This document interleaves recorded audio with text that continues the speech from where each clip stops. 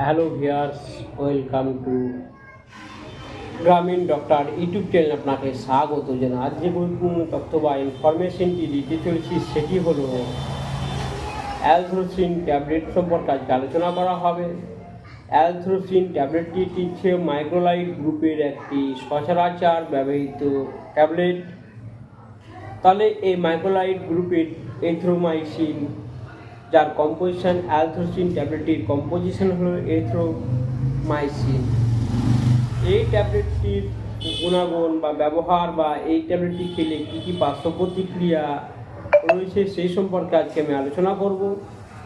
যে সমস্ত দর্শকবৃন্দ বা পেশেন্টগণ এখনও পর্যন্ত এই চ্যানেলটি সাবস্ক্রাইব করেন, তারা এই ভিডিও নিচে যে সাবস্ক্রাইব বাটনটি রয়েছে সেটি ক্লিক করুন, আর তার পাশে যে ঘন্টা চিহ্নটি রয়েছে সেটি বাজিয়ে দিন আর অল নোটিফিকেশন অন করে দিন। তাহলে সবার প্রথমে আপনার মোবাইল নোটিফিকেশন পৌঁছে যাবেন এবং আমাদের এই নতুন নতুন ভিডিওগুলি দেখতে পারবেন। তো যাই হোক, এই অ্যালথ্রোসিন ট্যাবলেটটি সম্পর্কে আমরা আলোচনা করছি। এটি স্বাদহীন, গন্ধহীন, সাদা স্ফটিকাকার বস্তু, যাহা গ্রাম পজিটিভ, কক্কাস এবং ব্যাসিলাসের উপর অধিক সক্রিয়। এছাড়া স্টেপ্টোকক্কাস নিউমোনি, স্টেপ্টোপাইজেনিস, ক্লস্ট্রিডিয়াম, তাছাড়া আপনার কোরিনি ব্যাকটেরিয়াম প্রভৃতি জীবাণুর উপর অধিক বেশি সক্রিয়।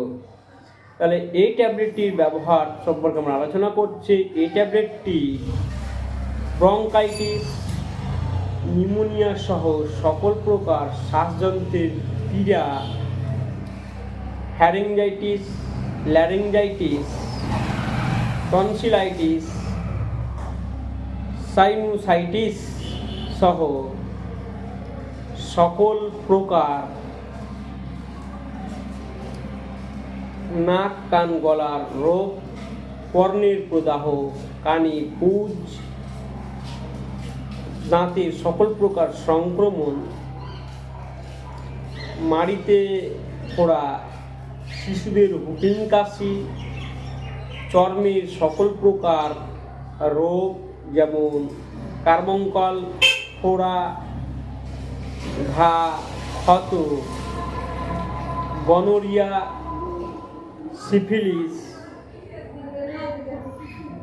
অ্যামিবিক আমাশা সহ সকল প্রকার রোগিত রোগে এটি ব্যবহার করা হয়। তাহলে এটি কিভাবে ব্যবহার করতে হবে, কত মাত্রা বা কত ডোজ সম্পর্কে আজকে আলোচনা করছি। এটি সাধারণ সংক্রমণে আপনার 250 mg ট্যাবলেট দিনে 3 থেকে 4 বার খেতে হবে, খাওয়ার পরে খেতে হবে। এই যে মারাত্মক রোগ বা সংক্রমণে এটি 500 mg ট্যাবলেট দিনে 4 বার খেতে হবে।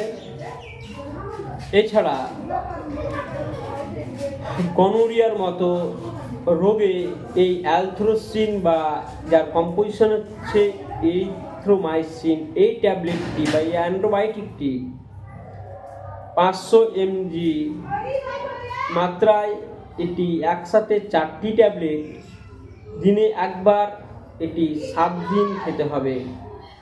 তাছাড়া সিফিলিসের মতো রোগে এই অ্যালথ্রোসিন ট্যাবলেটটি 500 mg ট্যাবলেট একসাথে 2টি ট্যাবলেট দিনে 2 বার 10 দিন খেতে হবে। তাছাড়া গর্ভ অবস্থায় যদি সিফিলিস বা গনোরিয়া রোগ হয়ে থাকে সেক্ষেত্রে 250 mg ট্যাবলেট দিনে আপনার 4 বার, কমপক্ষে 4 বার খেতে হবে, মিনিমাম 14 দিন খেতে হবে। তাছাড়া এই অ্যালথ্রোসিন ট্যাবলেটটি কী কী পার্শ্ব প্রতিক্রিয়া রয়েছে সেই সম্পর্কে আমি আলোচনা করছি। এই ট্যাবলেটটি খেলে বমি বমি ভাব, পেটের গণ্ডগোল, উদারাময়, চর্মে উদ্ভেদ বের হয়, এমনকি ইউসিনোফিল বৃদ্ধি পায়।